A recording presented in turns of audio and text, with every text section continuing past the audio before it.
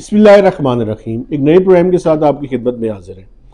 जो आज का मिलियन डॉलर क्वेश्चन है वो ये है कि क्या जस्टिस मंसूर अली शाह आइंदा चीफ जस्टिस होंगे या नहीं होंगे।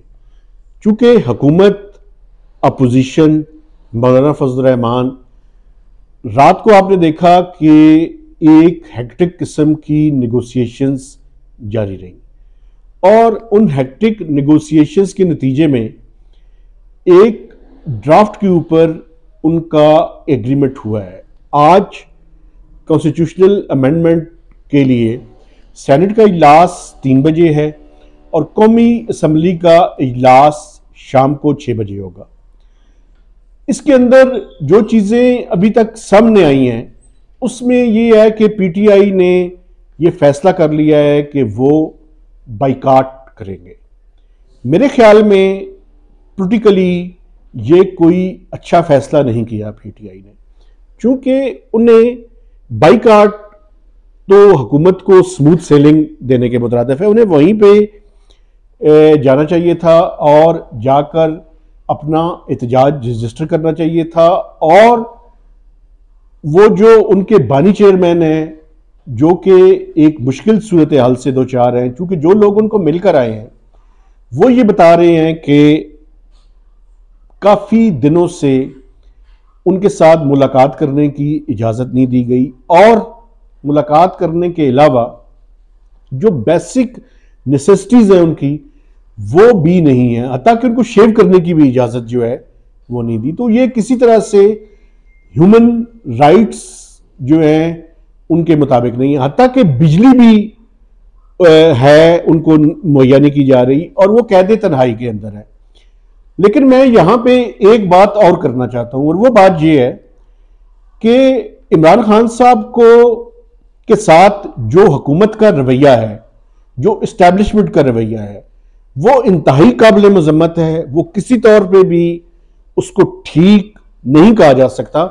लेकिन मैं इमरान खान साहब को भी ये याद कराना चाहता हूं कि जब वो हुकूमत में थे तो वो अपने सियासी मुखालफीन के बारे में क्या कहते थे। वो कहते थे कि मैं अब देखूंगा कि आप लोगों को ये बुनियादी सहूलियात जेल के अंदर कैसे मिलती हैं।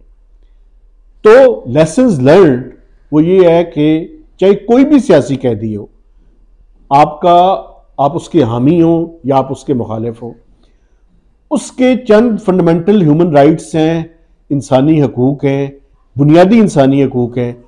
अगर आप उनको वायलेट ना करें तो बहुत बेहतर है। दूसरी बात जो मैं आपके सामने रखना चाहता हूं वो ये है कि इन कॉन्स्टिट्यूशनल अमेंडमेंट्स के ऊपर अब देखना ये है कि क्या कॉन्स्टिट्यूशनल बेंच बनता है या जुडिशल कमीशन बनता है। चूंकि लग ये रहा है कि हुकूमत कोशिश कर रही है कि किसी तरीके से भी जस्टिस मंसूर अली शाह का रास्ता रोका जाए और क्या वो इसके बारे में कामयाब होंगे या नहीं होंगे। हुकूमत की मैं आपको बता सकता हूं मुख्तलिफ ड्राफ्ट्स लीक हो रहे हैं, मुख्तलिफ ड्राफ्ट्स सामने आ रहे हैं। जो मौलाना फजल रहमान का ड्राफ्ट है उसके मुताबिक जुडिशल कमीशन की बात की गई है, कुछ और हल्के बेंच की बात भी कर रहे हैं, अभी तक कर रहे हैं। तो देखना, लेकिन एक बात इसमें जो ड्राफ्ट्स हैं उनके अंदर है कि जो मिलिट्री ट्रायल है, क्योंकि वो चाहते ये थे कि इमरान खान साहब का मिलिट्री ट्रायल किसी तरह से इसके अंदर इनकॉर्पोरेट किया जाए। मिलिट्री ट्रायल की सिविलियंस की जो कानून साजी है उसके ऊपर जो है वो बात करना चाह रहे थे।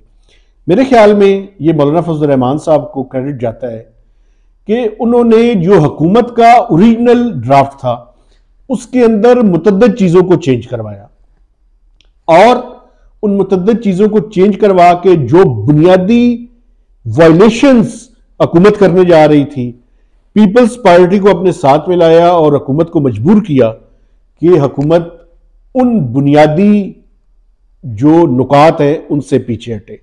अगर बुनियादी जो ड्राफ्ट था उसको देखा जाए और जो ड्राफ्ट आज पेश हो रहा है, जितना भी चाहे वो हुकूमत कोशिश कर रही है और उस पे उसको अलाइंड करने की उस ड्राफ्ट के साथ, लेकिन उस ड्राफ्ट के अंदर बुनियादी वो सारी चीज़ें, वो नुकात जो कि मैं समझता हूँ कि जिनके ऊपर एतराज़ात थे और बड़े बुनियादी एतराज़ात थे, उनमें से काफ़ी सारी चीज़ों को दूर कर लिया गया है। लेकिन अभी भी मैं आपके सामने जब ये बात कर रहा हूं तो मैं आपको ये बता रहा हूं कि बड़े जो मिलियन डॉलर क्वेश्चन है कि justice Mansoor Ali Shah chief justice होंगे या नहीं होंगे, लगता ये है और चांसेस ये हैं कि बड़े स्लिम चांसेस हैं, बड़े कम चांसेस हैं कि वो आइंदा चीफ जस्टिस होंगे। अगर हुकूमत को बहुत ही ज्यादा मजबूरी हुई और इसके अलावा उनके पास कोई ऑप्शन ना हुआ तो फिर उनके इख्तियारात में कमी करने की कोशिश की जाएगी और इस तरह से ये कानून साजी का सारा अमल मुकम्मल किया जाएगा कि जिसके नतीजे में जजेस के पास तो इख्तियारात हो, लेकिन पार्लियामेंट के पास और पार्लियामेंट के जो नुमाइंदे हैं उनके पास इख्तियारात ज़्यादा हो। देखें, बुनियादी तौर पर मेरी ये राय है कि पार्लियामेंट को कानून साजी का इख्तियार है, इसमें कोई शक नहीं है, लेकिन जिस अंदाज में ये कानून साजी की जा रही है उसके ऊपर बड़े सारे एतराज़ात हैं। उसको किसी सूरत में भी लोगों पर दबाव डालकर, लोगों पर प्रेशराइज करके अगर आपको कानून साजी करवाएंगे तो वो मैं समझता हूं कि वो कभी भी सस्टेनेबल नहीं होगी। अच्छा, राना सनाउल्लाह साहब ने एक बात की है, वो ये कह रहे हैं कि आजकल तो ऑडियो और वीडियो का ज़माना है, अगर किसी को हुकूमत ने कोई ऑफर की है, कोई पेशकश की है तो उसकी कोई ऑडियो और वीडियो जो है वो सामने लाई जाए। बिल्कुल आप ठीक कह रहे हैं, राना सनाउल्लाह साहब की बात में वजन है, लेकिन हुजूर एक अर्ज मैं भी करना चाहता हूं और वो अर्ज ये है, आपको पता है कि अभी तक जो पार्लियामेंटेरियंस कंट्रोवर्शियल प्रोग्राम के तहत 75 अरब रुपए रखे गए थे, उसके पैसे अभी सेकंड क्वार्टर शुरू हो चुका है, रिलीज नहीं हुए, तो अभी वो पैसे रिलीज होने हैं। ये 75 अरब रुपए पार्लियामेंटेरियंस की स्कीम के लिए, छोटी छोटी स्कीमें होती हैं उनकी, सुई गैस की, बिजली की, गली नाली की, उसके लिए वो पैसे जो है वो एलोकेट होते हैं और इस्तेमाल किए जाते हैं। क्या गारंटी देते हैं राना सनाउल्लाह और हुकूमत कि ये पैसे जो 75 अरब रुपए हैं इनका इस्तेमाल मेरिट के ऊपर होगा, ये सारे पार्लियामेंटेरियंस को दिए जाएंगे, चाहे उनका तल्लक अपोजिशन से हो या उनका तल्लक ट्रेजरी बेंचेस से हो। चूंकि हुजूर ये पैसे आप इस्तेमाल करते हैं और इसके ऊपर किसी को आपने एक मैकेनिज्म बनाया हुआ है, एक स्टीयरिंग कमेटी होती है, कैबिनेट डिवीजन में होती है, प्राइम मिनिस्टर उसको स्टीयरिंग कमेटी का हेड जो है वो सिलेक्ट करते हैं, उसमें कुछ पार्लियामेंटेरियंस भी शामिल होते हैं, ब्यूरोक्रेट शामिल होते हैं, लेकिन ये इंतहाई कंट्रोवर्शियल प्रोग्राम है, ये मुतनाज़ा प्रोग्राम है। उसकी वजह यह है कि ये प्रोग्राम 13-18 के दौरान भी नवाज शरीफ साहब ने कहा था कि हम इसको ख़त्म करेंगे, क्योंकि पीपल्स पार्टी के दौर में आपको याद होगा कि 2 प्राइम मिनिस्टर्स ने, एक का तल्लक गुजर खान से था, एक का तल्लक मुल्तान से था, मैक्सिमम पैसे उन्होंने अपनी कॉन्स्टिट्यूंसीज में खर्च कर दिए थे। वो जो उस टाइम थे चीफ जस्टिस, उन्होंने इसके ऊपर नोटिस लिया था। उसके बाद मियाँ साहब की हुकूमत 13-18 में आई, उन्होंने ख़त्म करेंगे, लेकिन उन्होंने नहीं किया। फिर उसके बाद इमरान खान साहब की हुकूमत आई, उन्होंने भी कहा कि हम इस SDGs प्रोग्राम को, SDGs अचीवमेंट प्रोग्राम इसका नाम है, सैप के नाम से जाना जाता है, उन्होंने कहा कि हम इसको ख़त्म करेंगे, उन्होंने भी ख़त्म नहीं किया। PDM की पहली हुकूमत आई तो उन्होंने कहा जी, इन्होंने उसके लिए जो इनके पास टाइम था उसमें इन्होंने 62 के 63 अरब रुपया रखा, फिर उसको 70 किया, फिर 78 किया, फिर 90 किया, यानी मुसलसल उसके पैसे इलेक्शन से पहले ये बढ़ाते रहे।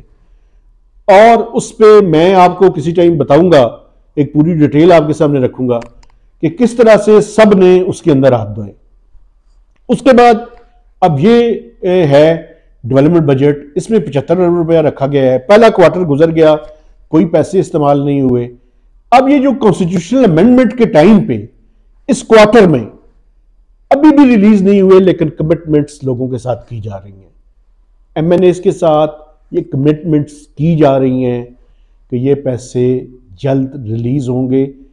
किसको कितने मिलेंगे, ये आइंदा आने वाले चंद हफ्तों के दौरान या चंद महीनों के दौरान ये रिपोर्ट्स जो है वो सामने आ जाएंगी। तो बेसिकली ये वो फिक्स्ड मैच है जो खेला जा रहा है। बिल्कुल मेरे पास कोई सबूत नहीं है मैं किसी के बारे में कहूं कि कोई पैसे लेके जो है वो इस कॉन्स्टिट्यूशनल अमेंडमेंट के हक में वोट दे रहा है, लेकिन ये आप इंश्योर करें हुकूमत कि वो पैसे तमाम पार्लियामेंटेरियंस को मिले और इक्वल मिले। अगर सबको नहीं मिलते, वैसे ही कंट्रोवर्शियल प्रोग्राम है, मैं आपको ये भी बता दूं, पेपर्स के ऊपर इसकी मॉनिटरिंग होती है, कोई प्रॉपर मॉनिटरिंग नहीं होती, कोई पता नहीं होता कितने पैसे जमीन पे लग रहे हैं, कितने पैसे नहीं लग रहे। और मैं ये भी आपको बता सकता हूं कि हुकूमती एक वजीर है, मैं अभी उनका नाम नहीं ले रहा, उन्होंने प्राइम मिनिस्टर को रिटर्न एक लेटर लिखा और उसमें उन्होंने कहा जी ये कंट्रोवर्शियल प्रोग्राम है, ये नहीं होना चाहिए, लेकिन इसी हुकूमत ने उसके लिए 75 अरब रुपए रखे और मुनासिब वक्त का इंतजार कर रही है, और वो मुनासिब वक्त अब हुआ चाहता है। तो इतने दूध के धुले हुए आप लोग नहीं हैं, इस मुल्क की पॉलिटिक्स भी नहीं है। लेक्चरबाजी की हद तक ठीक है, लेक्चरबाजी आप करते रहें, लेकिन ये जो हकायक है वो भी लोगों के सामने होने चाहिए। तो अब 2:30 बजे कैबिनेट की मीटिंग है, 3 बजे सेनेट की मीटिंग है, 6 बजे कौमी असेंबली की मीटिंग है। लग ये रहा है कि आज ये कॉन्स्टिट्यूशनल अमेंडमेंट का जो पैकेज है पार्लियामेंट से ये अप्रूव हो जाएगा। इसके बाद क्या होगा, ये नजरें सारी दोबारा से सुप्रीम कोर्ट की तरफ जाएंगी, नजरें सारी काले कोर्ट की तरफ जाएंगी, नजरें सारी सिविल सोसाइटी की तरफ जाएंगी, नजरें सारी इंडिपेंडेंट मीडिया की तरफ जाएंगी, नजरें सारी इंडिपेंडेंट जर्नलिस्ट की तरफ जाएंगी। और यह देखना पड़ेगा कि पाकिस्तान की सोसाइटी के अंदर कितनी वाइब्रेंट सोसाइटी है, कितना रेजिस्ट कर सकती है, क्या बात कर सकती है, और लॉजिकल बात करें हम। आउटराइटली रिजेक्ट करना, आउटराइटली एक्सेप्ट करना, ये रोबोट्स का काम है, ये इंसानों का काम नहीं है। इंसान दलील के साथ, आर्गुमेंट्स के साथ और सिविल और ह्यूमन राइट्स के एंगल के साथ ये जो होने वाली लेजिस्लेशन है उसके पर्सपेक्टिव में इसको देखें। जो चीज़ मुखालफत बनती है उसकी मुखालफत करें, जिस चीज़ की हमायत बनती है उसकी हमायत करें। $1 मिलियन क्वेश्चन का जवाब जो है वो मेरे पास नहीं है। एक मैं आपके साथ कह सकता हूं, पूरी कोशिश है कि जो जस्टिस मंसूर अली शाह हैं वो चीफ जस्टिस ना बने, और अगर मजबूरी में बन भी जाएं तो उनके इख्तियारात में कमी हो। यह बुनियादी क्रक्स है जो मैंने आपके सामने रखा। और मौलाना फजल रहमान ने शदीद दबाव के बावजूद, मैं समझता हूं कि हुकूमत का जो पहला ड्राफ्ट है उससे काफी ज़्यादा पीछे लेकर हुकूमत को जो है वो आए हैं। तो नए वीलॉग तक जब ये कॉन्स्टिट्यूशनल अमेंडमेंट पास हो जाएगी तो मैं और गिलानी साहब दोबारा से आपके सामने जो अपना एनालिसिस है और पर्सपेक्टिव है वो आपके सामने लाएंगे। आपसे गुजारिश है कि हमारे चैनल को सब्सक्राइब करें, इसकी शेयरिंग करें और मैक्सिमम इसके ऊपर कमेंट्स दीजिए। तो इजाज़त दीजिए, अल्लाह हाफिज़।